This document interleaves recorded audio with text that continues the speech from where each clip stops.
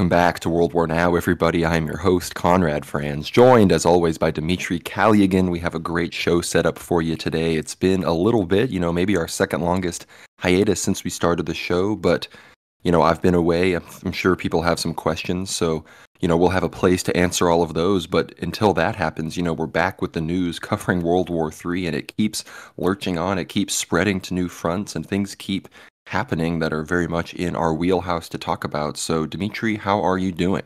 Doing great, Conrad. I'm happy to be back and happy to discuss certain events with you. And fortunately for the viewers here, there's definitely a lot going on. And some things are edifying, some are definitely horrifying, and other things definitely really pushing our intellectual boundaries to sort of understand exactly what's happening in all of these various events around the world. I think there's certainly the blocks on the chessboard are definitely moving, and all the pieces are kind of coming into some sort of mosaic, which is making a bit more sense now. But still, new fronts are opening up, and as we're looking at the map right now, it does appear like the intensity is being scaled up by certain powers around the world, leading to a certain conclusion.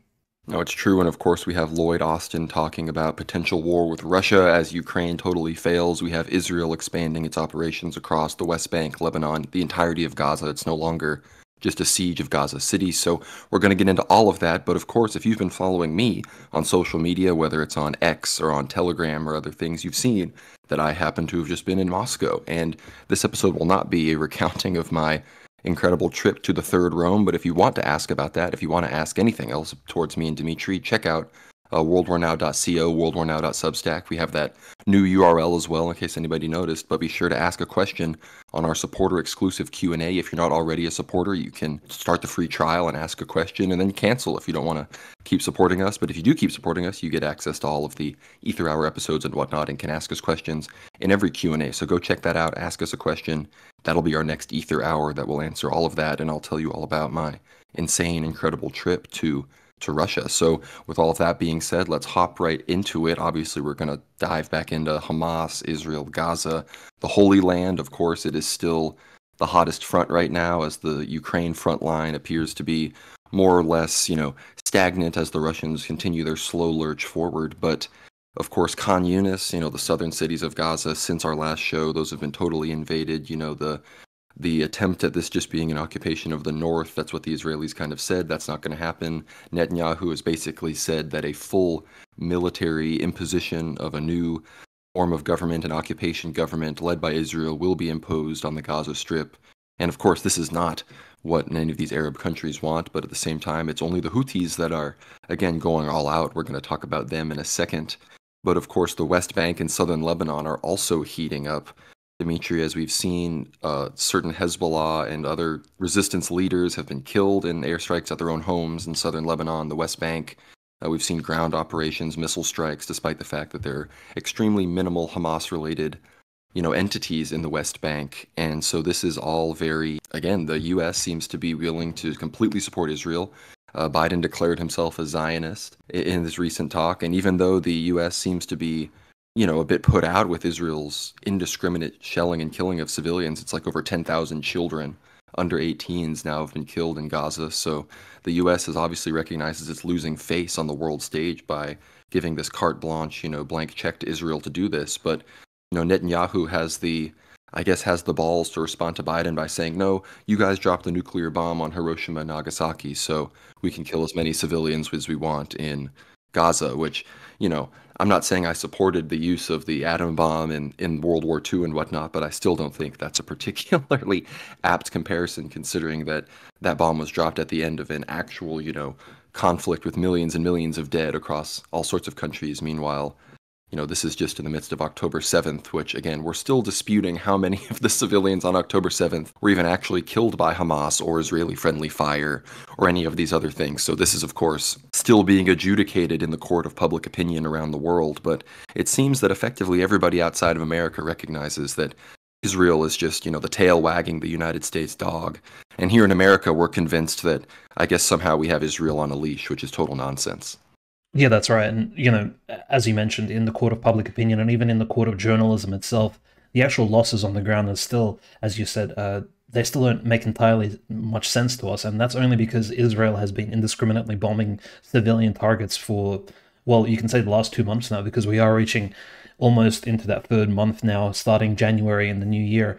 So it would be 3 months, and it's almost 2.5 months now since the beginning of this conflict. But in terms of actual professional journalists keeping track of the losses throughout Gaza and the Gaza Strip, all four journalists, three of them have disappeared, which could mean either they've been captured by the IDF or they've been killed in one of the seemingly random bombings by the IDF. And one of them has definitely confirmed to have died, who have kept very careful statistics of the injured people as well as those who have passed away, including the children along the Gaza Strip from various sources. So they've been compiling this information for reasons of posterity and for their own Palestinian people. And these are independent journalists too. So again, these sort of events take place and they make you question exactly what makes this conflict different from all the ones around the world. Well, the answer is very simple for our viewers. It's just that this conflict here involves civilians more than, say, the conflict in Ukraine, where we don't see massive cities being sieged.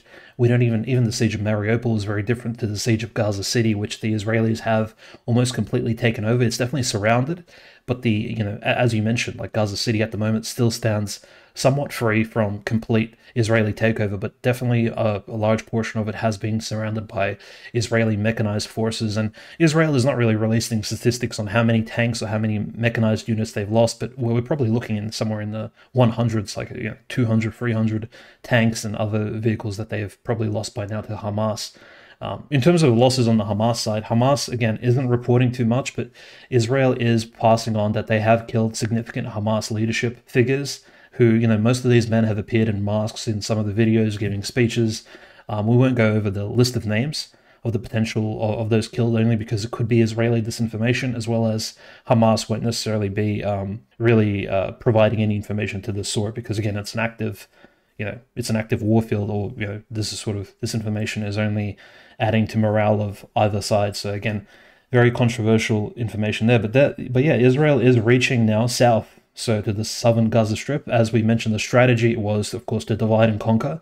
And now that they're somewhat done of Gaza City, and Gaza City is well surrounded and partially occupied, they can now move down into Khan Yunis. And Khan Yunis itself is being bombed. Now it's being invaded with boots on the ground. And after Khan Yunis, the only real place the Gazan refugees in the south can go is probably Rafah, just on the border of Egypt. And so again, it's almost this like biblical story where it's like the infant Christ with Mary and Joseph. They actually have to escape from Nazareth, from Bethlehem, and they have to go south into Egypt. And it's almost like these refugees as well.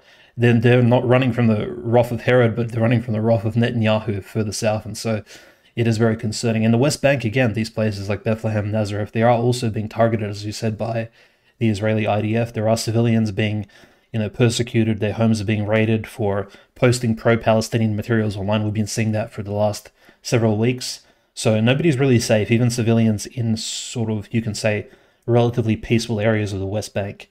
And again, the conflict expands further north into southern Lebanon, where the Lebanese government, although approached by US officials from even, shall we say, Israel-friendly Arabic states who are somewhat still allied, and they're still shipping goods to Israel, things like that, Saudi Arabia, these sort of countries which have taken on a position of this partial neutrality.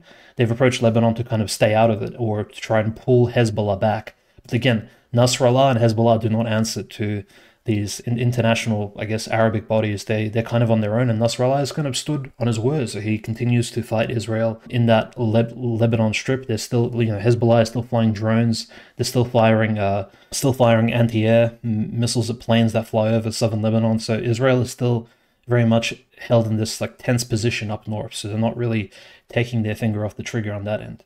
Yeah, and John Kirby, one of the chief spokespersons for the National Security Council in America, he said, "We are concerned about the worsening situation in northern Lebanon, and we do not want the conflict to spread to Lebanon." But Israel doesn't seem interested in listening to that. Israel seems perfectly willing to drag Lebanon, Syria, even Iran into this, because, as we said, Biden declared himself a Zionist. Lloyd Austin still seems distracted with Ukraine, so that just leaves Biden and Blinken as the ones handling Israel. And we know Blinken handles Israel not as the Secretary of State, but as a Jew. So that's basically a total dub for whatever Israel wants to do. And now Israel seems convinced that if Iran gets involved, that means the U.S. will launch missiles and send planes from the Gerald Ford and the Eisenhower and these other entities that they have in the region to both deter Israel's enemies from going all in and using their massive weapon supplies, and to show them that when you do go in, if you do go in, whatever happens, we will, do our best to reduce you to rubble, make you look like Gaza. So it's a big question mark, obviously, and that leads us into the Houthis, of course, who are the only ones that seem to be not, I guess, being deterred by the deterrence that the U.S. has put in place, as they have effectively declared their own personal blockade of Israel, effectively stopping all food, any weapon shipments, any other kind of shipment or even plane attempting to go to Israel, to go to the port at Haifa, to go to Tel Aviv, to go to these places. Of course, they've requested permission from the Saudi government to just march to Israel. We discussed that in some previous shows. Saudi Arabia obviously is like, no, considering that the Houthis are actually their enemies, that they are still fighting low-grade insurgencies against. With, the U.S. stopped funding that, of course, back in 2022, but the Houthis are full-on launching missiles at Norwegian ships. They've turned the Galaxy Leader, which was that Israeli massive ship that they captured initially, they've turned that into a tourist attraction and are, boating out, ferrying out tourists there to look at. I mean, look, I'll be honest. I mean, those massive ships, I live near Houston, I guess, but I don't live anywhere where I see these kind of enormous ships and these massive boats that, are responsible for the worldwide economy, effectively, whether it's oil or whether it's, textiles and purchased goods. I mean, this is like the peak of human innovation as far as crossing large swaths of ocean with, tons and tons and tons of millions of tons of goods that, this is sort of the global economy. This is its lifeblood, these ships. So I'd be interested in going on one as a tourist. So, no fault to the Yemenis there. But as far as their commitment over these other states, again, Assad in Syria, they're the only Syrians and certain factions in Hezbollah are the only ones expressing similar levels of solidarity with the Palestinians. But as we see Assad, when he mobilizes his army, he can't just march on the Golan Heights. He has to turn eastwards and march on the remnants of the Free Syrian Army and the remnants of proto-ISIS that are still being funded, by the United States and Israel. So despite, certain desire among certain neighbors, they're already tied down with their own domestic, problems that have been foisted upon them by Israel and its allies. Because again, Israel has successfully prevented, Arab nationalism from rising. We talk about how Hamas and Netanyahu had a positive relationship against the PLO. And again, I really have no strong perspective on Muslim unity versus Arab nationalism. I guess as a Christian in the region, I would support an Arab nationalist perspective, led by someone like Assad, as opposed to a more Islamist perspective that may ultimately come to persecute Christians in the future. But again, does the fact that Hamas got funding from Israel mean that this is all a false flag? No, no such thing. Just in the same way that, groups, just like the Jews in many ways fund these entities that ultimately turn into their golems. We can talk about the Harvard anti-Semitism situation if anybody wants, considering that the 3 Ivy League schools in America that had non-Jewish presidents are now completely under fire. They had that testimony in front of Congress where Elise Stefanik, went crazy, performative, like, you need to denounce anti-Semitism. And look, I have no love for these woke Harvard professors that are only, towing this anti-Israel line because of at the behest of, their brown, anti-white, student body. But at the same time, Stefanik and these Republicans, quote unquote conservatives, are acting as if these students were running around with swastikas saying, Kristallnacht 2, kick the Jews out of America. That's not what anybody was saying. They're saying, from the river to the sea, Palestine will be free. Israel, you can't hide. We charge you with genocide. None of these chants, none of these quotes have anything to do with actual, frankly, even much of a criticism of organized Jewry itself. These people are honed in directly on the Zionist entity. They would support a more liberal labor government in Israel that maybe is even slightly Zionist and was more open to a two-state solution. This isn't Blood Tribe or the GDL or some crazy anti-Semitic group on campus, but that's how, of course, the Israel lobby and the Zionists want to present it. And now, of course, I believe, who was it? Was it Liz McGill or whatever her name was? The president of UPenn. She's been kicked out. The white lady obviously is gone. And now that leaves only 2 non-Jewish. She was, of course, replaced by the female Jewish president of the North American Jewish Congress. Like, no subtlety here, just full-on brazen regime change, you could say, at a elite institution of the United States by the Zionist entity. And of course, Harvard, however, we see is standing by their quote unquote anti Semitic president, Claudine Gay, black lesbian. So I think we're seeing why certain people get removed and others don't. And we're really kind of, I guess for lack of a better expression, we're kind of at the boss fight, the title fight, the heavyweight fight of intersectional power in the United States. Of course, white people have been completely eliminated in the playoffs. I'm kind of stealing, and Nick Fuentes was making this metaphor about a sports team, but at this point we're in the finals, and it's the Jews versus the black gay people. And it's a pretty tough battle. Of course, Harvard itself seems to be, siding with the intersectional blacks, whereas, the rest of America, including most quote unquote conservative people, are siding with the Zionists. And obviously they got one scalp at UPenn. They're going for Harvard. We'll see what happens at Columbia.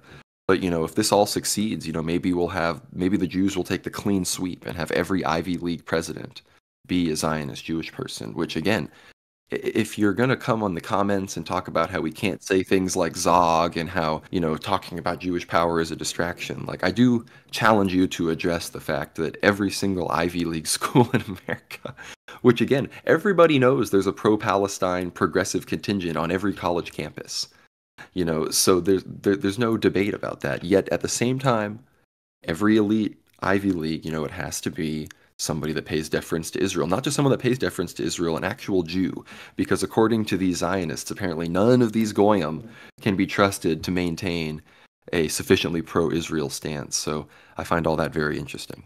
Yeah, I think that plays a really large role, especially in this next part, because again, the Muslims on the intersectionality scale do rank fairly highly, but they're not the highest on that scale, and so we definitely see that in appeals to the Muslim world, certain steps can be taken in order to build a relationship with the entire Muslim world at once, and I think somebody who has really taken that on board seriously, especially since we're still on the subject of Israel and Palestine, has been Vladimir Putin, who personally visited both Saudi Arabia, United Arab Emirates, and has met with 3 presidents all in one, essentially in, I think, 2 days' time, basically. On the 5th and the 6th of December, I believe, very early in December, Putin traveled to Saudi Arabia to personally meet with the Crown Prince, His Highness bin Salman, and of course that clip emerged where Putin essentially shakes hands and kind of even gives a high five almost to the Crown Prince of Saudi Arabia, and they sort of laugh and carry on, and they probably discussed officially, right? They discussed OPEC and the oil prices, but I think behind closed doors they definitely discussed the Muslim question of the Middle East. Is the Middle East united? Are they reunited around Palestine? How are they going to deal with this, you can say Jewish Zionist issue in the world? And so, how is the Muslim world even united in these, first world, second world countries, you can say, especially in around this particular issue? And I think Putin really heavily discussed this only because Russia does have a very large, Islamic population. So Putin does need to answer, he does need to travel to these places which the Muslims hold in reverence, and he does need to kind of write back a report to his people at home and essentially explain, well, what's happening in the Muslim world? Am I playing a role in it diplomatically? And definitely him traveling and speaking to His Highness the President of United Arab Emirates, MBZ, as well, kind of discussing again, officially on the papers, it was officially just a discussion of OPEC and oil, gas prices, but behind the scenes, I'm sure, as most political analysts have already written about, it was most likely just a discussion of Palestine very heavily. And what points towards that is because Putin then met with President of Iran, Raisi, right afterwards, and of course, they discussed Palestine very openly. And of course, this is the fourth piece of the puzzle, which makes this diplomatic visit very, very inclusive, I would say, and very, very similar to the university discussion. Everyone is brought into this particular conjunction because Putin then gives a direct telephone call to Netanyahu himself and lectures him for 1 entire hour about how to carry, I guess, humanitarian warfare. And this is funny because Putin, right, obviously he's been lectured by literally the entire Western world, including many second world countries, including South Africa, which, South Africa didn't even invite him, or kind of uninvited him to some of the forums happening this year, and really told him that, look, because there's an ICC warrant out for you, you shouldn't be traveling to any of these countries under the ICC. But Putin now is calling Netanyahu, personally lecturing him about how this warfare happening in Palestine is unacceptable, and how humanitarian aid needs to be provided to the civilians. Probably giving some of his personal experience during the second Chechen campaign, because if anything, an analogy could be drawn. And I know some people might not like this, but I think it should be made. Definitely for those of you who studied history, you can see this: the first and the second Chechen campaigns are very similar to maybe the campaign that Israel is carrying out, except the first and second Chechen campaigns were quite humanitarian in nature, because the Russians were trying to preserve both Chechen and Russian civilians while they were, say, sieging Grozny, for example. And it was a very, shall we say, it wasn't that the sieges were perfect, especially the one carried out by Yeltsin. The Yeltsin government was not perfect. It wasn't like the siege of Mariupol, for example, but it was still, it's a very tedious affair. A city full of people. How exactly do you take out militants inside? And I'm not necessarily comparing Hamas militants to the Chechen extreme Islamic extremists, but I think for Putin to make that connection over the telephone to Netanyahu is very important, to kind of tell him that, look, Netanyahu, you think you're the big anti-Muslim guy. I've actually fought against real Islamic extremists in the past, and I've dealt with them, and here's how, and here's why you're not the real top dog here, because I've actually dealt with my so-called Islamic extremist issue at home, and we've resolved it, and there's no more Islamic extremism in Russia, at least at this point. It seems like all the Islamic extremists have moved to Ukraine temporarily, and now they're fighting on the side of Zelensky in this big intersectional cauldron of degeneracy, alongside the neo-Nazis and the LGBTQ. So they're all in one. But most curiously, Putin does, and maybe unfortunately for some of the people, the pro-Palestinian crowd who are seeking to claim that, well, 7th of October and the operation of Al-Aqsa flood, it could be seen as this liberation of Palestine movement. But Putin did officially call it for the first time a terrorist act. So the 7th of October, Putin did call it a terrorist act, and Lavrov actually not undermined, but he also underlined this as well at the Doha Forum, also calling the 7th of October, that particular event, an act of terrorism against Israel, which it's kind of unfortunate to hear for us, but it does make sense that Russia is putting its foot down, saying that, look, whatever happened with those parachuters and, or some of those Israeli civilians and some of those kibbutzes being attacked, that's kind of unacceptable on like what Russia sees as acceptable warfare for liberation, perhaps. Maybe that's a stretch too far, but it doesn't call Hamas a terrorist organization. In fact, Hamas is still, unlike ISIS, Al-Qaeda, and some of these other organizations, including some extremist Chechen ones going back to the 90s, Hamas is still completely legal and allowed in Russia, which also shows that Russia does not see itself as this anti-Hamas state. It's not like in the US where Hezbollah and Hamas are labeled as terrorist organizations. You can't actually belong to them. In Russia, you could actually you can run a Hamas, fan club if you'd like, and you will not be prosecuted. So that should be understood. So, people shouldn't take Putin's words too harshly here. He was simply getting the message across to Netanyahu from a position of power after speaking to these major Islamic leaders. But again, Russia is fighting a multi-front war here in terms of diplomacy, because again, it is the only force capable of actually, actually putting a stop to any of this U.S. expansion, in terms of in the Mediterranean, and the only one who could maybe even contest with its Black Sea fleet any of this presence in the Eastern Mediterranean zone, especially given that all of the larger fleets are all belonging to NATO countries here, including Turkey and Greece, as well as some of the Arab countries as well. They're not necessarily NATO, but they're not friendly towards Palestine. So Russia's a really major player here, and it definitely needs to play its cards right. And Putin, has been treading very carefully, I think, in the game of diplomacy recently. Well, I mean, just listen to how Putin talks to Netanyahu versus Biden. Biden's like, "Hey, man, stop killing civilians," and Netanyahu's like, remember World War II?" Which, I mean, I guess that's better than. I mean, it's for the first time, it's not a Holocaust reference, so it's a different World War II reference this time. But whereas Putin says like, "Hey, man, this is what you have to do," and look, Putin's laid down the law. Obviously, I think he feels more confident in perhaps speaking firmly and speaking, from a position of power to Netanyahu now that he's imposed a better situation on the ground in Ukraine. Because remember, Israel, while they maintained a somewhat outward neutrality, we know behind the scenes there are, thousands of IDF soldiers, and Jewish diaspora and people even going from Israel to Ukraine to fight against Russia. So, as well as, covert weapons being sent over and all sorts of other. We listen to the previous episodes of the show, obviously. We talk about all of this stuff. But at the same time, one has to realize that Putin, if he's not going to completely, if he wants to have influence over the situation in Gaza, he's showing Netanyahu's relationship with all of these now enemy countries. But at the same time, he's showing that he's not 100% Like he himself is not a Muslim leader. He is not, ideologically bound, religiously bound to this, total loyalty towards Hamas, which again, it's a bit disappointing to hear October 7th called a terrorist attack because again, we got a lot of hate for this in the comments, but by literally any definition of occupation or of territorial disputes, I mean, it was somewhat it was an act of war in many regards, as is, of course, the Israeli response towards, the Hamas militants themselves, which in no way excuses, however, the indiscriminate bombing of civilians, which within the first 3 days had surpassed even the highest estimates, I mean, of Israeli civilian deaths that had been imposed by Hamas. So there's really no, frankly, I mean, look, you're going to say, oh, you're saying Hamas, what they did was okay, and what Israel doesn't is wrong. And I'm like, I mean, I'm saying at the very least that one is now objectively worse than the other by any metric, especially calling it terrorism. But at the same time, I mean, you have to think about the relationship between each country.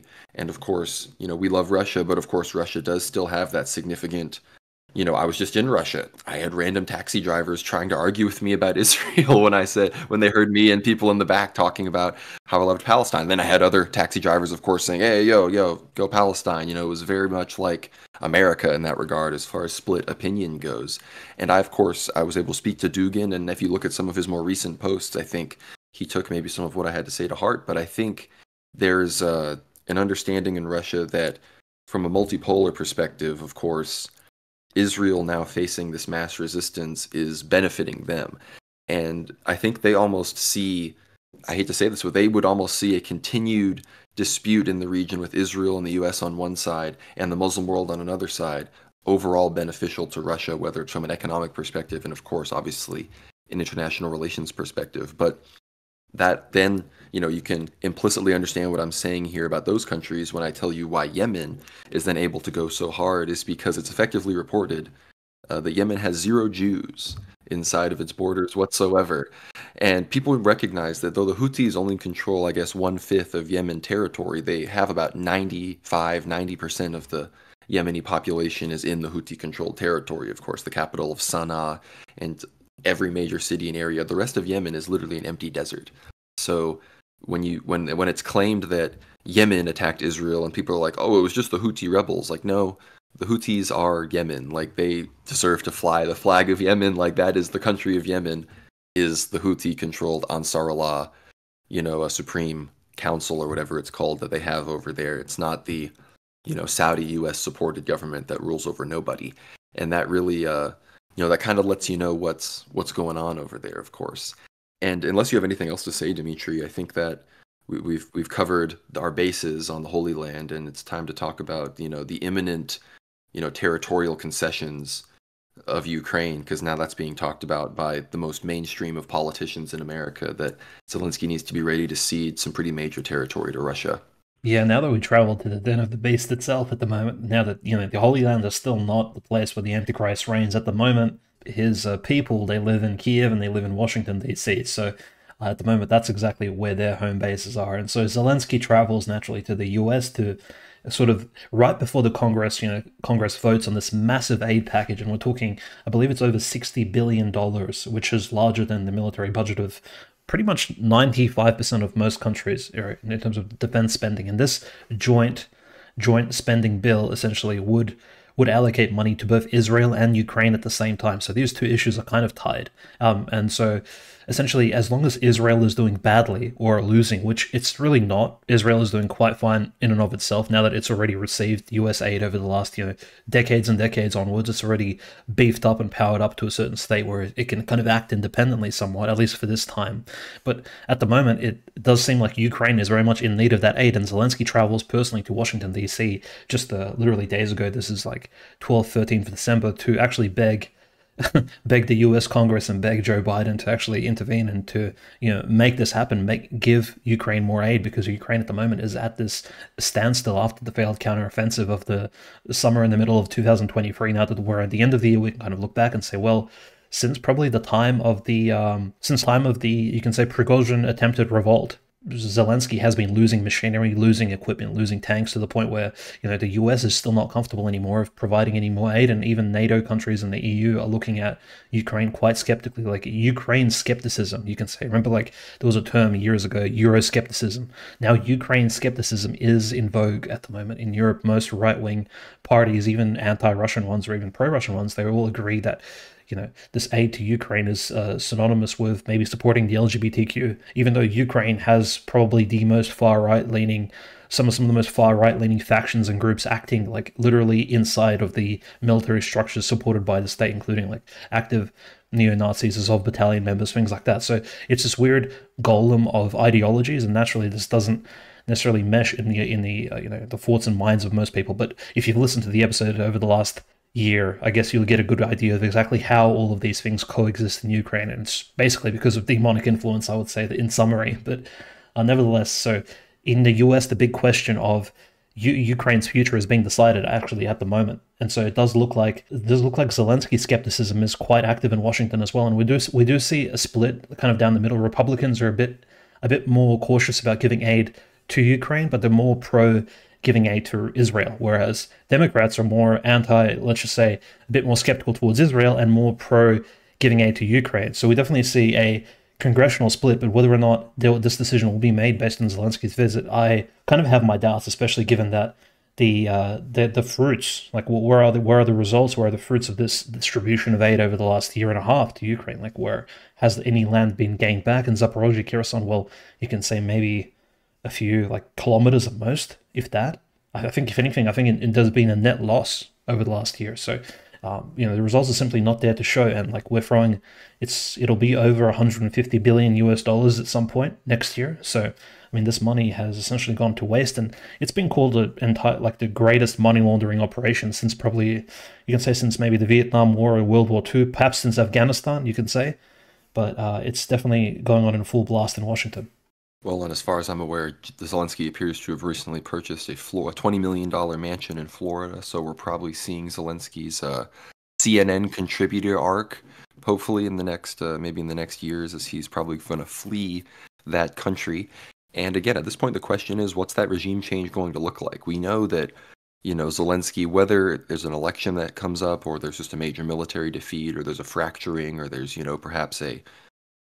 perhaps certain cities start to be taken over by anti-Zelensky factions, where we see reverse Maidan, something like that, where, people come in from certain areas of Ukraine and, liberate the Zelensky, the weak Zelensky surrendering government for the true, Zaluzhny patriot force that's actually going to fight the Russians. Maybe we see an attempt at bolstering on the ground preparations for an insurgency against the Russians. That's, of course, what the U.S. State Department has said from the very beginning, before there even was an invasion of Ukraine, that this would all lead to a low-level, high intensity, but, guerrilla insurgency going on throughout the country against Russian forces. And for a myriad of reasons, that is not going to happen. And, of course, we see Zaluzhny kind of as the only relevant pro-Ukrainian player against Zelensky. But again, the question becomes, who's the Russians guy? If somebody comes into power and the Russians want somebody to cede as much territory as possible, or somebody to perhaps administer a rump state and totally prevent NATO expansion, I have absolutely no idea who that's going to be. I mean, anybody that was in that position has now fled to Russia, been given away in a prisoner exchange, been killed in some capacity. So there's really there's no bench, I guess, that we have to look to for this role.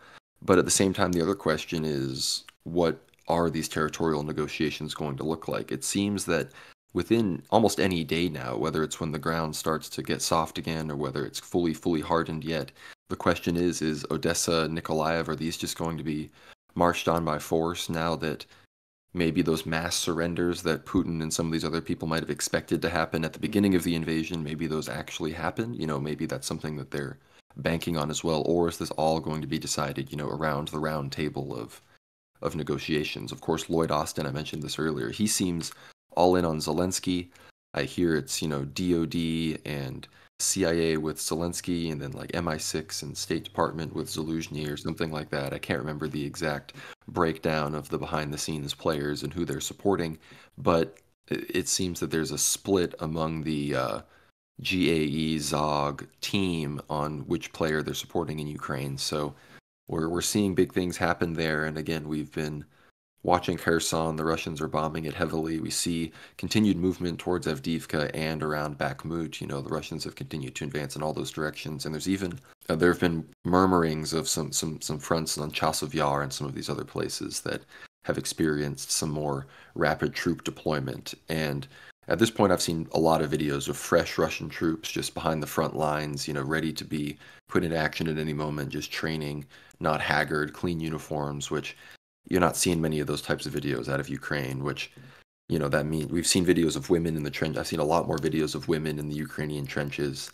and old people, and obviously the priests keep getting recruited and forcibly conscripted. So it's very unfortunate what's happening, and we're hoping that perhaps some of these regional leaders perhaps might start to see the light and start coming to certain local negotiations with on-the-ground Russian military commanders on their own terms and stop taking direct orders from Washington and Kiev. But unless you have anything else to talk about specifically on Ukraine, I think well, of course, there's I'll briefly mention this. We're going to come to him later, but Javier Milei, he seems to be the only he seems to be Zelensky's top friend right now. You know, Zelensky was at his inauguration. He got a new menorah from Milei, who embraced him. So, you know, I don't know. Maybe Argentina will be deploying on the front lines. Maybe that'll be the game changer. Yeah, I guess while we're still on the on a celebratory subject, even though it is Nativity Fast, you know, for some religions around the world, it is in fact a time of feasts, and for that particular religion, you know, well, let's just say it, the Hanukkah celebrations around the world have been quite interesting, and so it has been a menorah measuring contest in Europe, in Eastern Europe. So the menorah put up by the Hasidic community in Moscow has turned out to be a lot smaller than the one actually that has been stood up in Kiev. And so that has been, you know, the rabbis of Kiev, the chief rabbi of Kiev, the one who recently has also very controversially stated that he doesn't mind the Ukrainian Orthodox Church being persecuted. And this is not Rabbi Azman, who is the chief rabbi, not of Kiev, but of all of Ukraine. He's also said that the menorah in Kiev is a lot bigger. And so he said, even though the lights have gone out in Kiev due to Russian bombardment, the menorah still stands very proudly. And so, and yes, menorahs have been put up at every single city in Ukraine. So you can definitely see which religion gains preference here. And yes, Milei, of course, receives a menorah from Zelensky. So there is this global idea that even though Zelensky probably should have gone to Netanyahu and like actually asked him for maybe military aid and given him a menorah, because maybe that would have mattered a bit more than the recent potential convert to Judaism, Milei, who we'll get to in a moment. You know, and yes, there's very disturbing footage from Ukraine. Now, Zelensky personally said that there are 600,000 troops on the front lines right now and in reserves.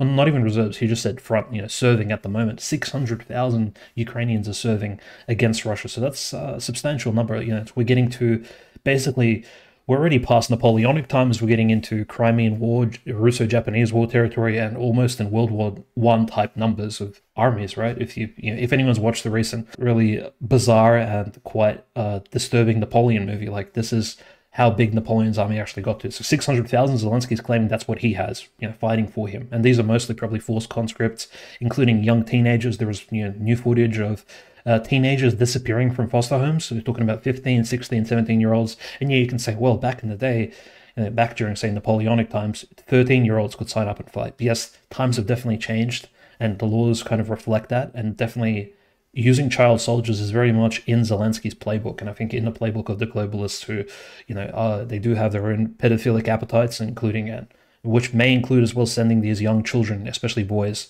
from foster homes to die. So yes, there are people have been, young men, young boys, teenagers have been disappearing from foster homes around Ukraine, and yeah, allegedly they've been sent to reserves, and then somewhat these reserves have been shipped to the front lines and sent basically as cannon fodder at the Russians, all dressed in full, you know, whatever uniform they could have, you know, been given by the Ukrainians. So definitely there's a lot of disturbing stuff on the front lines, especially on the Ukrainian end, including, yeah, as you mentioned, like the conscription of Orthodox priests as well. So persecution is quite heavy-handed. In terms of the cities being taken, like, yes, it would be amazing if right before this temporary peace agreement is signed between Russia and Ukraine, which the US and NATO are really pushing for on the Ukrainian side. I think some parties, at least in those particular Western factions, are pushing for a peace treaty in order just to get some breathing room for the Ukrainian side, maybe train some of their pilots, some of their tank engineers, people like that, is actually specialists in the field, so they don't actually rush all of their equipment to the slaughter against the Russians, so they can actually have some time to train. I think the cities that probably would be returned to Russia and that would benefit the Russian side would probably be Kherson, Nikolaev. I mean, those are great, especially considering Nikolaev and Kherson are so close to one another, and they would be really quite easy, I think, for Russians to take that. Zaporozhye is a bit of a different story because, again, it's right next to that, essentially the capital of Eastern European Israel, so future heavenly Jerusalem, Dnipropetrovsk, in modern times called Dnipro. And so would actually Zelensky and his forces, like would Zaluzhny, would Commander Syrskyi allow Russia to actually take Zaporozhye, which is right next door to Dnipro? I don't think so. I think that's a bit of a stretch. Even though Zaporozhye, technically, that particular city, not the oblast, but the city itself, is already written into the Russian constitution. So I think in terms of expansion, Russia would like to naturally take all of Lugansk, all of Donetsk, consolidate these particular territories, and Kherson, push the Ukrainians out of that particular oblast. But yes, this is still very much on the papers, as Russia is making incremental, very slow and methodical gains, as you've said, Conrad. Like, the Russians are very much equipped. We see a lot of Orthodox priests on the front lines. You mentioned Chasov Yar. We had pretty epic photos of an Orthodox priest standing on the crossroads between Odessa, Melitopol, and like about 5 kilometers away from Chasov Yar, confessing a Russian soldier, and then giving him communion in the middle of the crossroads, just outside, not even in church, just because the soldier was being sent to Chasov Yar.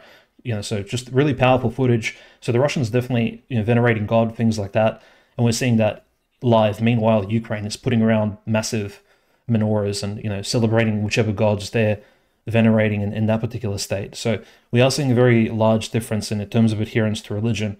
And Zelensky is, like, in terms of symbolism, right? Before I just move on, because we've been on the subject for a little while, but symbolism, just think about Zelensky's portrayal of even Christianity over the last year and a half. Like, his gift of the icon with the blacked out Christ to the Pope, obviously satanic, and that's like an image of the Antichrist. And again, Zelensky wearing a black robe on Easter this year when he attends the Orthodox Church, and then gives this weird interview where he says, we're praying to Christ for a victory for Ukraine. And he wears a black, like, who wears black on Easter? That's just, I mean, unless... And he gets the Theotokos on the fish thing. And yes. Oh, gosh. I don't even... So, yeah, the Theotokos on the flounder. I know that sounds blasphemous because it is. Zelensky receives a dried up flounder fish, which is those flat, in Russian, it's a kambala fish, and it has an icon of Mary painted onto the fish. And so it sounds bizarre. It's an art piece, apparently, in Ukraine. In this modern, degenerate state of Ukraine, which has been constructed and hailed as this, like, progressive, like, vanguard of world democracy. And this was gifted to Zelensky. I mean, just the most blasphemous, sacrilegious things you can imagine in a country which was... It's essentially one of the heartlands of Orthodoxy in the world. And so again, we're seeing, I mean, you saw Poroshenko, he's advocating for more persecution of the Ukrainian Orthodox Church and everything. So it's really not going well for Ukraine. And you're right, as far as the city's expansion in Zaporozhye, they're going to get it eventually. It's going to be tough, to get it right now, even in concession. But I mean, I spoke to Victor Boot. He said Odessa will become a Russian city. He has been to the front lines semi-recently, so that was a treat to hear that. But at the same time, again, you talked about the menorahs, and then I'm going to shoot it back over to you for Essequibo because we got to get to it. But the menorah thing, I mean, look, Putin. Again, we know that there's we are a few critiques involve the Chabad community in Russia and their influence and whatnot. But the Putin talk, I believe he gave a talk in Red Square, and he actually talked about like how Jews need to, do more for Russia, and how, they need to not. He was disciplining the ones that fled to Israel and fled against the war in Ukraine and everything. So, again, Putin, he's able to speak to Netanyahu and these characters and this tribe of people slightly differently than the U.S. and Western leaders are, especially the Western European leaders. I mean, that's just full slavish devotion.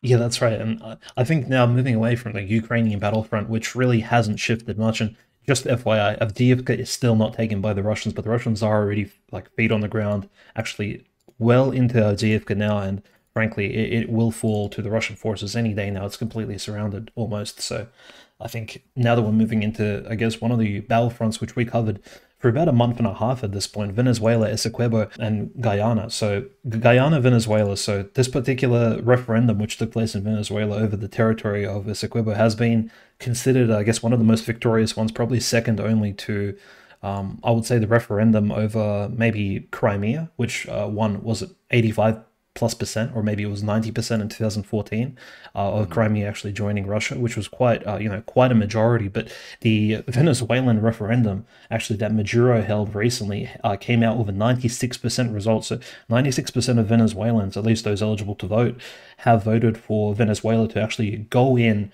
with their troops and actually seize the Essequibo rainforest territory as well as the sea territory adjacent to it. And this like a really resource rich rainforest territory, if you can imagine it, in the jungles of South America. This is near the Amazon, things like that. So just imagine that particular lush mountainous area, just to take it all from this country of Guyana, which again is this very strange country. Guyana is the only English speaking country in South America, and it's very much a, I mean, as we've discussed, it's a leftover of British and you can say European colonialism. It's a strange country with, it's English speaking, but there are no white people there. And there's definitely no British people, and it's just a mixture of Indians, Chinese folks, Asians, some South Americans, a few natives, you can say, but they don't hold any positions of prominence. And it's just this Blade Runner type society of commercial immigrants, people who came there for money. I mean, they tried to get slaves to work there back in the day, but then slavery was abolished by the British Empire, and essentially they needed to ship people in from all around the British Empire in order to run these particular facilities in South America. And so British Guyana turned into, well, I suppose what it is today. And so it's a very strange state when compared to, say, Venezuela, which is very much has a, like a, you can say socialistic ideology, and it definitely has a certain direction. And now it's pushing itself towards Essequibo, and definitely a larger military as well. We've compared the militaries of Venezuela and Guyana, and Guyana's military, I mean, it's definitely less than 100,000 people. Meanwhile, Venezuela's military is closing in on the 400,000 mark. And already, in terms of conflict, hasn't been engaged in yet. And in fact, Lula, the president of Brazil, who is also more of a, I guess, a left-wing socialist, has called for peace talks, and both sides have come to sort of the discussion table, and they're both sitting down, not really engaging in combat yet. And both sides, both Guyana and Venezuela, are, coming around and actually discussing, well, where will this new border be drawn? Because there's a new way of dealing, and I think Russia and Ukraine has really set the standard for the world in terms of, there's a new way of actually disputing territory. You have referendums, and then you have peace talks similar to Minsk agreements, perhaps, which are somewhat upheld. And so maybe there is a Minsk agreement of sorts coming around in South America probably quite shortly, because again, even though Guyana has received, U.S. aid quite recently in late November, so the U.S. has definitely sided with Guyana here, with the weaker party, and U.S. has guaranteed that yes, we'll probably be giving you more aid if you engage in combat with Venezuela, but that's not really set in stone at the moment. So Guyana is very keen on perhaps maybe sharing some of the territory with Venezuela here. There's definitely a lot of things still at play. The jury's kind of still out on this particular issue. Well, and the question is, did Venezuela feel the need to act because of the contracts and because of the U.S. contractors and companies that would begin exploiting the resources and kind of get a foothold that would be hard to remove them from? Or did Venezuela see this as an opportunity with the U.S. so tied down, supporting Ukraine and Israel at the same time, as well as pressuring China and Taiwan?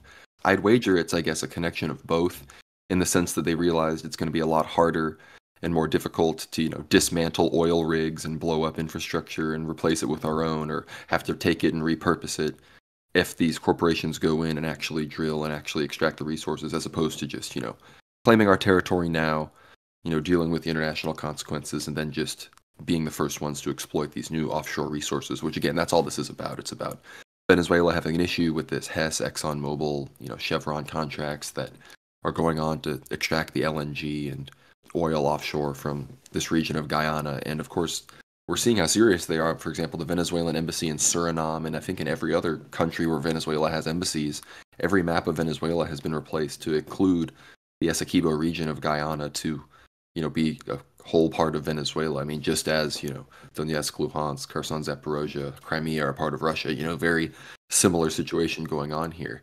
And again, like Dimitri just explained, the Venezuelan military is over half the population of Guyana itself in size. So, as far as actual military might, this really, again, it's the same situation as in Israel. Without the United States intervention, this would just be a local conflict that does fundamentally get decided by the larger party and the larger military getting to enforce its terms. It wouldn't even come to war. Guyana would just be like, all right, we're coming to the negotiating table because that would be what they had to do. Just like Israel would be like, all right, let's try to work out a two-state solution. But instead, Israel feels confident enough to drag the entire region into World War III, and Guyana feels confident enough to try to, stand up and act like it can actually fight a country with a military the same size as its actual population. So again, the U.S.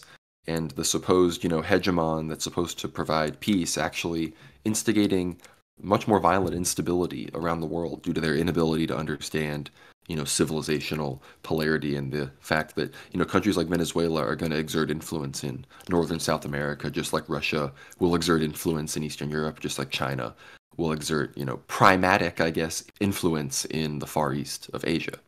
Yeah, that's right. And at the moment, as we said, both sides have troops on the ground bordering the Essequibo region.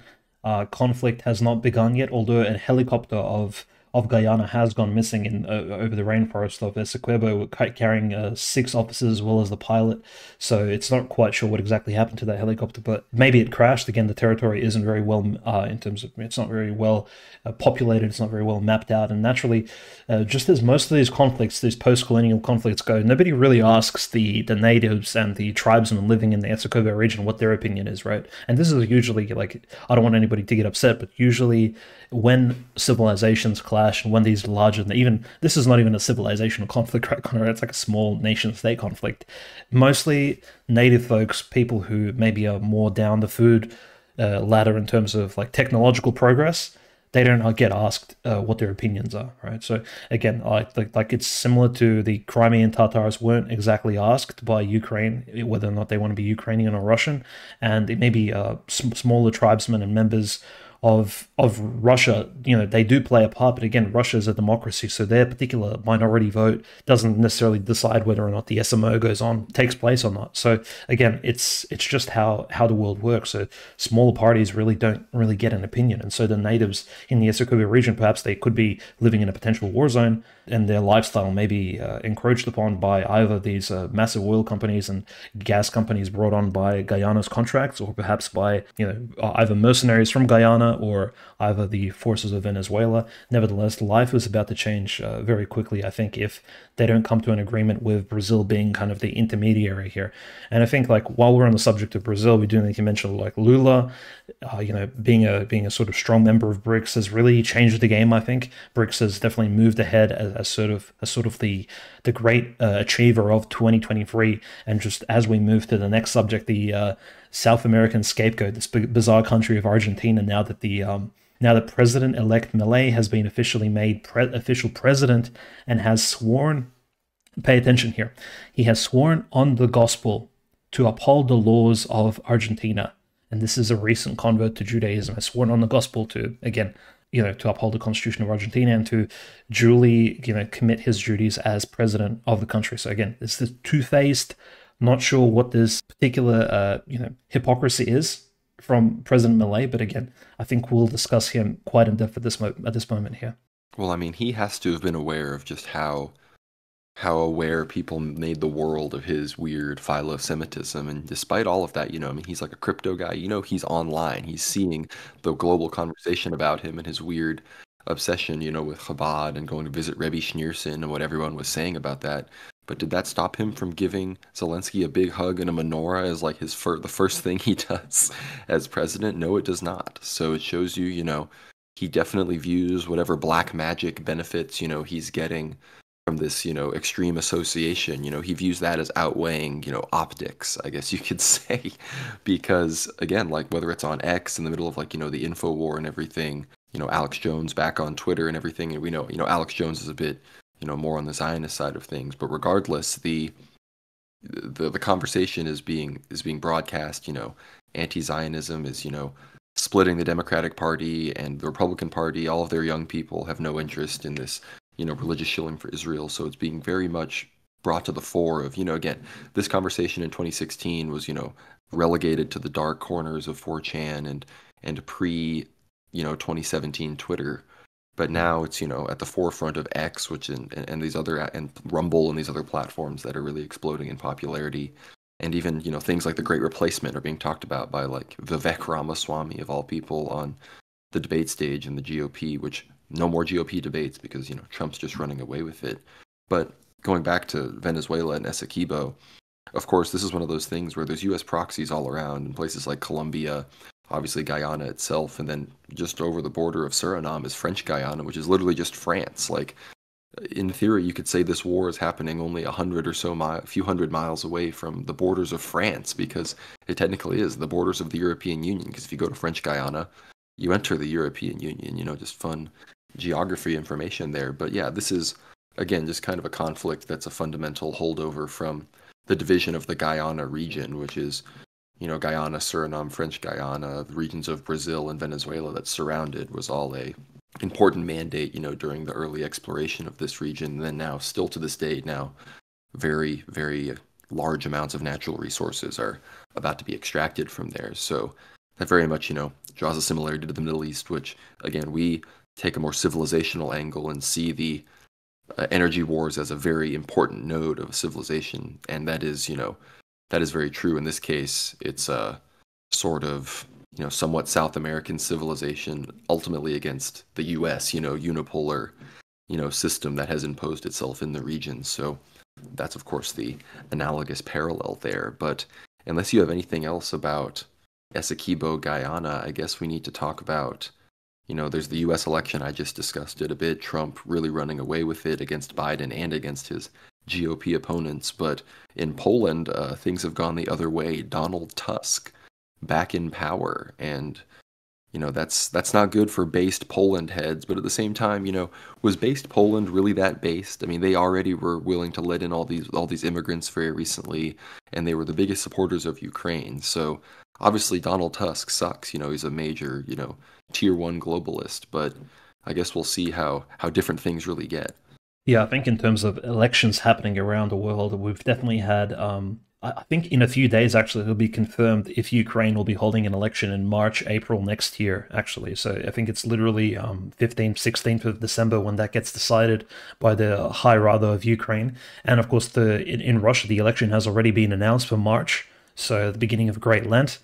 And the election, naturally, the beginning of it actually does fall on some pretty notable feast days, which we'll talk about in some future episodes, which, it does fall on the beginning of the February Revolution as well, which is quite notable, I think. And Putin did say he'll be running again. So there's a lot. The 2024 is kind of the year of elections. And so I think projecting, if we do have like a forecast episode for the next year, the things we'll be predicting, I think there'll be definitely a lot of election results. And maybe these elections, coming up, including, some parliamentary elections all over Europe, including, Ukraine, Russia, maybe these elections will be a deterrent for those countries engaging in any sort of extreme affairs in terms of geopolitics as well as foreign policies. But nevertheless, I think we'll see where that thing goes necessarily. At the moment, the forecast is President Putin will be running again for, I believe, the next 6-year term, which I think we fully support, given that at the moment, while the country of Russia is at war, it doesn't seem like a wise idea to be switching up presidents, given that the oppositionary parties, or like the second largest party, the Communist Party of Russia, doesn't necessarily look like it has any candidates, including Zyuganov doesn't really look like he's going to be running anymore, and it doesn't seem like Zhirinovsky is not with us anymore, and the other leader from LDPR is no longer, the man in charge of LDPR is not really interested, I think, in running for the presidency. Well, hasn't Navalny disappeared from prison? Oh, right. Isn't that Lest we forget, there's a Spartacus story arc happening, right? So Navalny, the prisoner, the LGBTQ liberal prisoner of Russia, has disappeared from his prison in Siberia, right? So he hasn't been seen for a few weeks now, allegedly. And so the story is that he potentially could have enlisted, which, if you recall, like about a year ago, Prigozhin did invite him to join the Wagner prisoner brigades, but he, politely refused. And so now Navalny has disappeared. Could he have been recruited into one of the prisoner brigades and sent to the front lines? And could this be Navalny's Spartacus story arc, where he fights for his freedom, or gains it back, and then runs for the Russian presidency? I'm not sure if you can run for the Russian presidency, being a former felon or even like a convict of sorts. I'm not too sure, not too familiar with those particular election laws in Russia.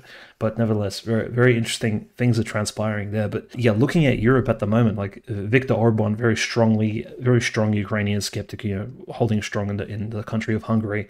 We have Zelensky again.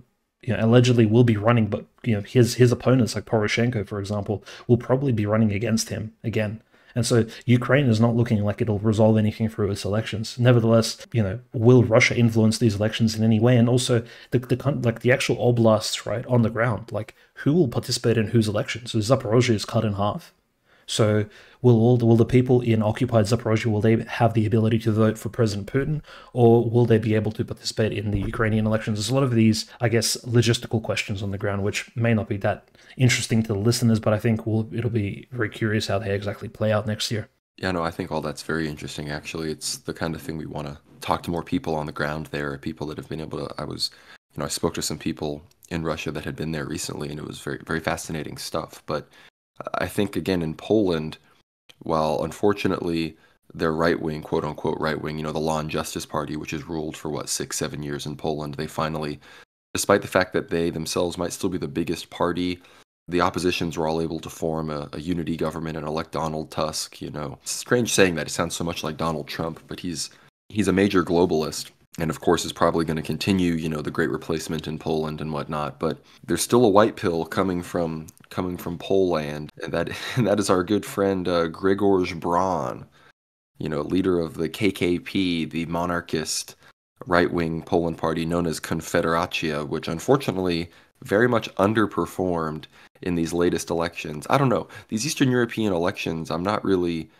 Remember, what was it, the Estonian election or the Latvian election where they just totally totally rigged it at the last minute when it looked like a more pro-Russian, was going to actually do well in the parliament, and that there might have to have been a new a prime minister. I can't remember what it was. The U.S., I'm forgetting the details, but the U.S. literally called it in. Basically, it was irrefutable. But we have Grzegorz Braun. He decided that a menorah with a picture of Rabbi Schneerson in a sort of Hanukkah Chabad Lubavitch celebration had been set up at the Sejm, which is, I don't know how to say it. Is it Sejm is the Polish parliament? I think that's how it's said.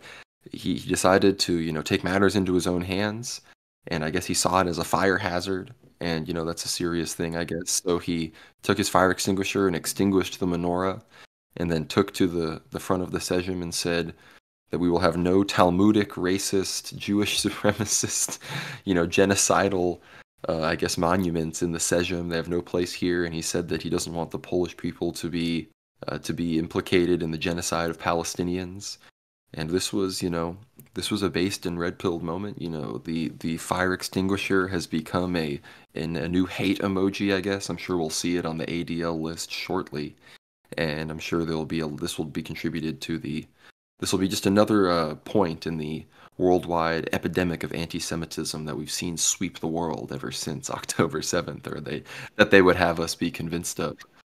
I need to mention this real quick, because this kind of just broke, actually. If you recall, in December last year, so exactly 1 year ago, in Germany, Prince Henry XIII of Reuss was actually arrested for alleged conspiracy against the German government. Now, he has been officially charged for conspiracy and for planning to overthrow the German Federation, so the entire country. Him and 27 people. So Prince Henry the First, and remember he's also related to some Russian dynasty. So this German prince, right, Prince Henry, Prince Reuss has in fact been charged. And listen to some of the alleged charges, the description, right? So 1 year he's been held in custody as charges are being prepared, and now the German Attorney General has presented these charges on him.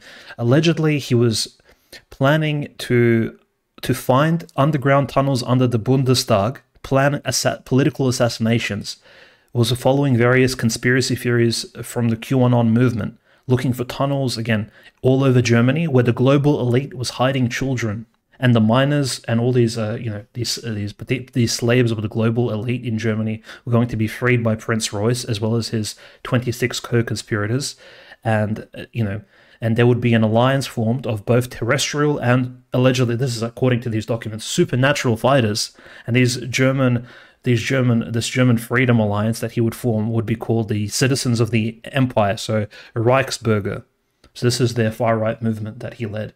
And this Reichsbürger, the citizens of the empire, would free all these children and overthrow the government in Germany. So again, he's been charged with like essentially what January 6th was, in terms of like January 6th was obviously fake, but Prince Royce was charged with literally conspiracy to overthrow the German government. Very interesting. Probably more of this will be revealed in a few more days, but yeah, this is breaking news from Germany. So again, very interesting developments as the world is waking up to certain questions about certain people, and now finally in Germany itself, as well as in Poland. I think a lot of people are actually awakening to the fact that look, not everything is great in the first world, especially in European countries where people live in luxury.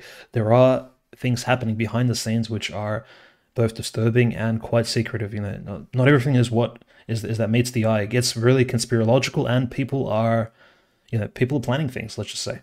Well, and it's good you bring that up. I saw those posts about the progress in the Prince Royce trial as well, which, we covered on the show, more than others would. It kind of falls within our monarchist realm of interest. But it's good that you said that, because you can draw it's a good comparison, and to draw, I guess, a connection there with the Confederatia situation and the Grzegorz Braun thing. Because remember, the KKP, or Confederatia, they're a right-wing monarchist, actually pro-Russian party in Poland, and one of their, not just are they pro-Russian, they are very anti-German.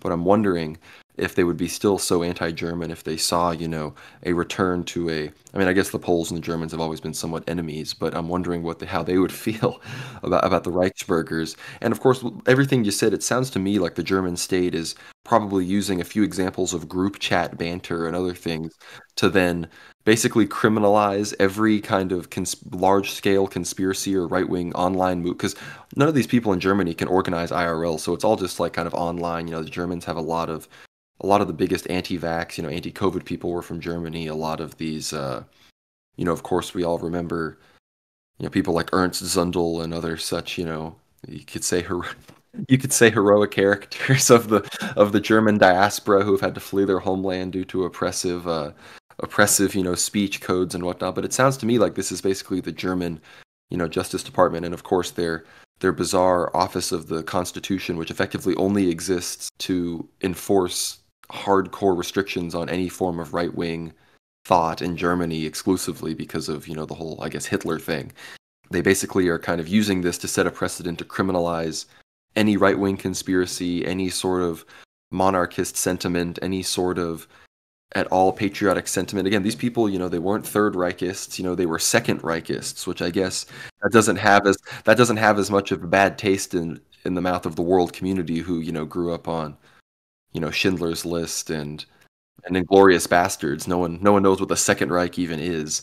But I guess they have to now set this precedent so that anybody associated with that or nostalgia for the German monarchy is also just as bad as Hitler. That has to be stated. But we saw Grzegorz Braun after his, anti-menorah display when he shut that down. He's now been, he was expelled from the building, and he's been for 3 months his salary's been cut in half. He had his bonus taken away. He was slapped pretty hard. I guess they can't just expel you.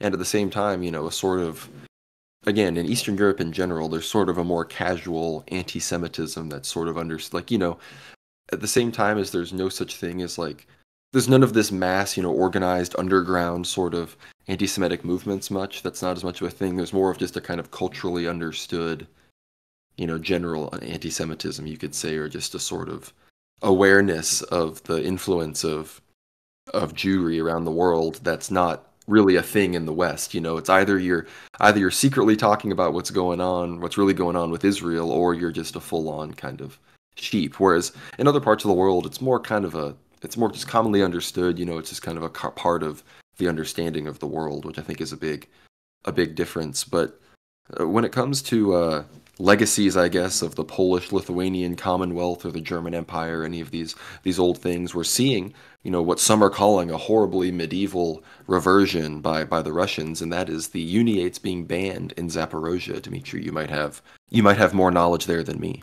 Yeah, very interesting. So in Zaporozhye, so the Zaporozhye Oblast, not the city itself, the Zaporozhye Oblast, which is part of the Russian Federation, that particular local government has officially banned the Roman Catholic Church or its Uniate iteration. So officially, anyone labeling themselves as I think it's the full name is something like Greco-Roman Uniate Catholic Church of Ukraine, something like that. It's quite a lengthy name, but that particular Wasn't the institution, Ukrainian Greek, the UGCC, the Ukrainian Greek yeah, Catholic Church? yeah, that's right. It's like a real mouthful, especially in Russian and in Ukrainian when they attempt to translate the full title. But like those hierarchs, right? It's just to give some perspective. Those hierarchs have been in complete support of not just some of the neo-Nazi far right movement, and I don't mean to say this with any sort of like we know who these particular people are and who they're funded by or which particular oligarchs, but nevertheless, these groups existed in Ukraine since 2013 and 14. They've been spurred on by this Roman Catholic Church, and I'm not sure how active it is in Zaporozhye. There's probably a few parishes here and there, probably a few community centers at most, because mostly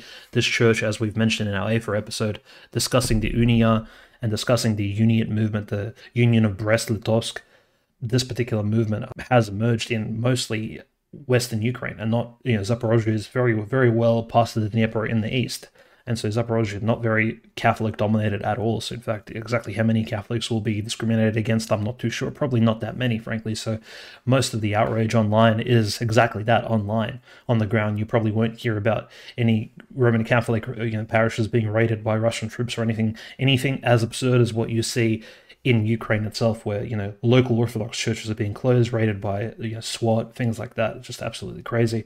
Persecution is not exactly what's happening in Zaporozhye at the moment. And what were the reasons? What was the justification of the local Russian government? Well, it was the fact that this church community, these Uniates, Roman Catholics, have been cooperating so heavily with the Ukrainian state, and this is completely believable, by the way, because they have been at the forefront of not just the entire Mike Pompeo schism building with the false schismatic Church of Epiphany, as well as Filaret Dumenko, and also they've collaborated in all kinds of ecumenistic things of that nature since at least 2016, 17, 18.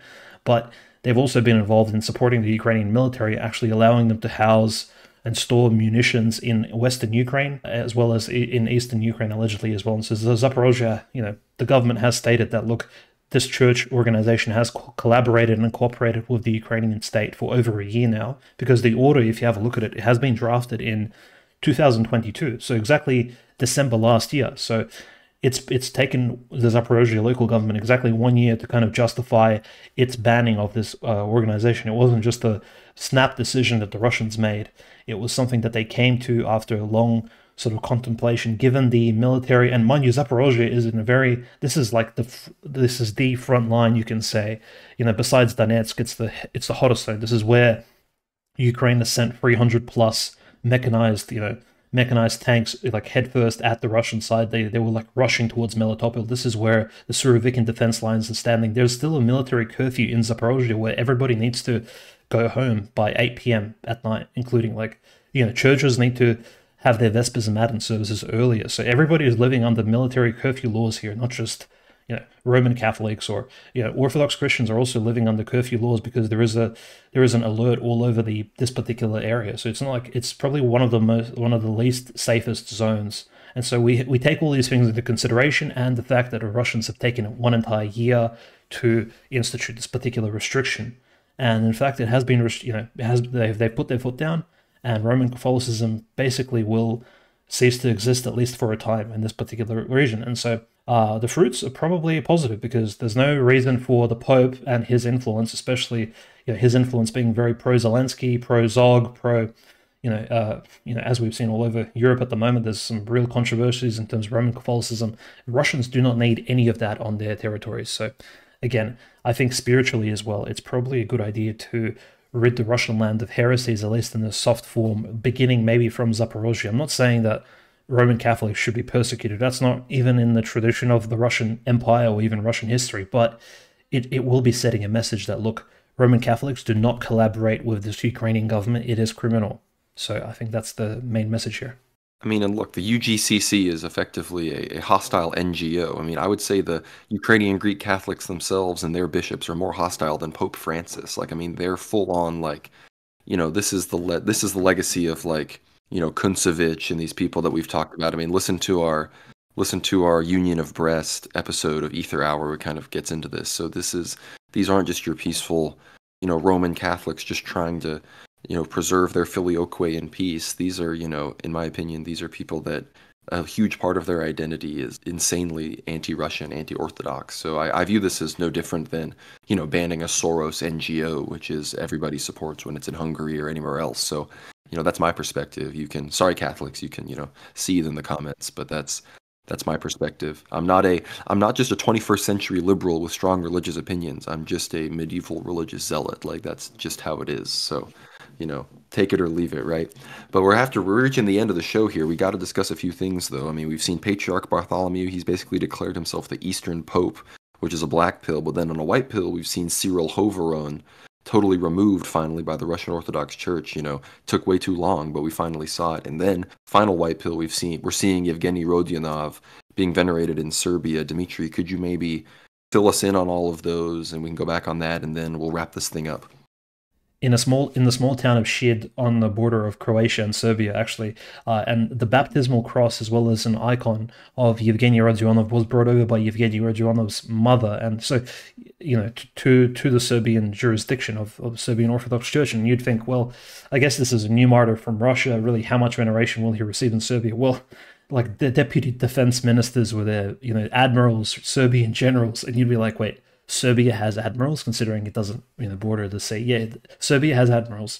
There's probably people in retirement as well going back. Serbia, I don't think, has a navy at all, unfortunately, due to its disconnection from Montenegro geographically. But nevertheless, Serbian people have greeted the icon and the baptismal cross, and the significance of the baptismal cross as a relic is very important, because this is the same cross that the Chechen Muslim extremists attempted to get him to take off in order for him to renounce Christ, and this is the particular cross that the soldier and new martyr Yevgeny Rodionov kept on him, and he said, no, I'm not going to betray Christ, and he was tortured and eventually beheaded by the Muslims. And nevertheless, his legacy lives on now in immortality, and he is with God. And now his veneration was so broad that in this particular small town, over 500 people were stayed for this very large feastful coffee hour afterwards. You could see like ministers, officers, clergy from both Serbians from Croatia as well as Serbia itself, because the town was so sort of strategically placed, I guess, for this particular event, that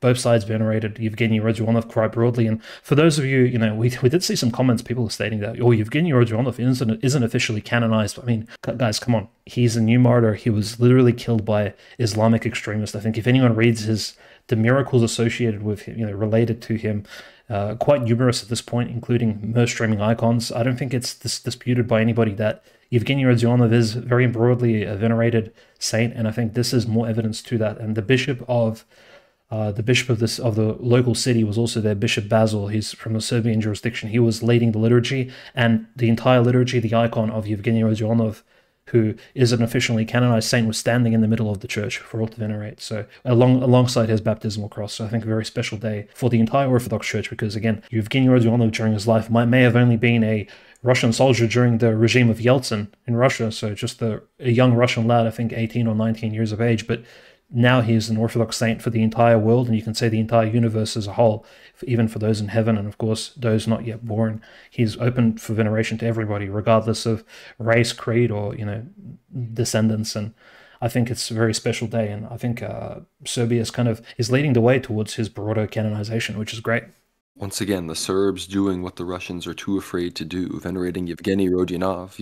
I mean, St. Herman's Monastery in America is under the Serbs now, so there's debate about maybe they will, I mean, the Serbs have basically said, like, we're just waiting for the Russians. We already consider Father Seraphim a saint, but they think it's, appropriate for the Russians to do it. And of course, the Russians dragging their feet. That's one thing we on the show have, if there's one thing we are Greco-philes of on the show, it's, the canonization process. The EP, they kind of have that one down. The Russians are kind of figuring it back out again, I guess. It takes a while, and we have no problem with prudence on these canonizations, but there are certain people, whether it's Father Seraphim Rose or like a new martyr, Yevgeny Rodionov, you wait 30, 40 years. I mean, I think it's safe, especially with these miracles, you're pretty safe to be able to say that. But we also saw from an Orthodox Times article, Patriarch Bartholomew, Dimitri, maybe you can maybe say some of the actual quotes. I don't have it pulled up here right now. It was some of the most, bizarre. I mean, every priest on Twitter, everybody from Antiochian to OCA to obviously the Russians, have been saying this. We're saying this is, egregious. This is obviously, you know, this is what we knew he'd been saying the whole time, and then he just comes out and says it kind of things. Of course, Patriarch Bartholomew is basically asserting, very, very papist sounding, prerogatives towards his own see. Let's get to that, and then we'll wrap this up. Yeah, mind you, this was a sermon, and most sermons, of course, are given to everybody in the church, right? So naturally, for lay laity as well, who are they're not exactly the most theologically educated. So it's you can't just say, oh, it's for theological experts. Don't try and interpret it, you layman fool. Okay, but this is what Patriarch Bartholomew said. Okay, unfortunately, I'll have to read the direct quote. Hence, from Asia Minor, we proclaim in every direction that the genuine and only Mother Church is the great Church of Constantinople. It exclusively bears the legacy of Jesus' sacrifice on the cross for all humanity, giving birth to numerous churches from Bulgaria to Ukraine. This declaration isn't a modern invention in ecclesiology, but an experiential truth and legacy inherited from the fathers of the ecumenical and local synods. It is not a theoretical assertion, but a continuous blessed act of the Church that bestows upon Constantinople the privilege of the crucifixion sacrifice, the path of sacrifice, and the position as the head of all churches. It consistently bears the crown of thorns, symbolizing the despotic passion. Well, there's a lot can be said about this, but first and foremost, notice he says, even at the beginning, we can point to all the mistakes made in this statement and how bizarre it is, and how it's just borderline heretical, which essentially I think, as a lot of the priests online have agreed, and maybe even some of the clergymen listening to this show, deacons, priests, psalm readers in church, well, minor clergy, maybe even bishops. You may agree this is a very strange statement because we have read the canons of the ecumenical canons over the years, myself and Conrad as well. We are very familiar with the role of the ecumenical patriarchate as this court of appeals, this ecclesiastical court of appeals for all churches, and its position of honor in the diptychs, and position of honor in terms of being at the head of the former empire, things like that, and having an emperor seated in Constantinople. It did have all of those prerogatives, but this is a step in some next direction. Also it mentions giving birth to numerous churches from Bulgaria to Ukraine. I mean, not a single saint alive between the 800 and 1500 AD ever used the word Ukraine. Okay, so I'm giving you a heads up, Ukraine did not exist in any of the lives of saints in any church history books. Nobody knew what Ukraine was back then. It was called Russia, Rus, which those two words are synonymous and used the same in all texts. You'll see that Greek and Russian alike. So again, Patriarch Bartholomew painting a very strange, you can say political statement, but this is not just a political statement here. These two paragraphs that I've read to you, they have very strong. It's a very strong theological statement, which is completely false, and as I said, borderline heretical. I think that's the judgment most of us can make about the statement itself, and whether or not we want to judge the figure of the patriarch himself, I don't think that's my prerogative. But my church, being the Russian Orthodox Church, we don't commemorate him in our diptychs. We don't commemorate Patriarch Bartholomew at our liturgies, and so that's the position we stand on. Yeah, I mean, this is just neo-papism kind of out the gate. Of course, we have the usual suspects on Twitter playing the fool, like, what do you mean? This is just something. This is just an honorific prerogative that has been, maybe the language is a bit flowery. It's like, no, I mean, we know what's going on here. We saw the autocephaly completely given to the schismatics. They think they have that prerogative. They think they're in the right there. Of course, they recognize the quote-unquote, Macedonian Orthodox Church Ohrid Archdiocese, but they don't recognize the Serbian Tomos of Autocephaly that the Macedonians actually accepted. So again, they're out of touch with the current actual working of ecclesiology and of the Holy Spirit that is actually going on in the church. I mean, they didn't have anything to do with the reunion of Jerusalem and Antioch, the resumption of communion between those two ancient sees. And of course, I mean, this assertion that basically all authority and all of the root of these churches comes from Constantinople. I mean, I just have to wonder, what about Cyprus? A very brotherly church, to all possibly an even more Greek church than the Greek church itself.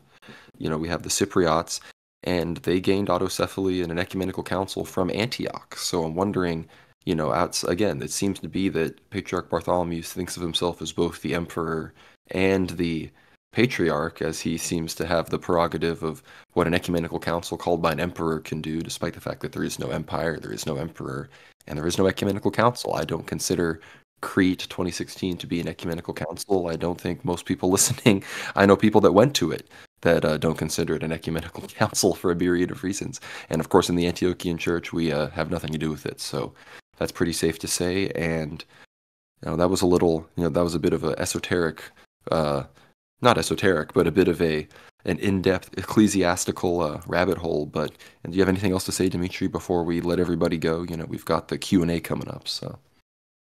Yeah, that's right. I think if anyone has any questions regarding regarding the ecumenical councils and maybe what they have to say exactly about the Patriarch of Constantinople's position in the church, you can definitely ask it during the Aether Hour. I think we can break that down in depth. But I think definitely looking forward to the Q&A. Usually the Q&As are just such great times where we can discuss most issues which we don't have time to talk about because the news is so.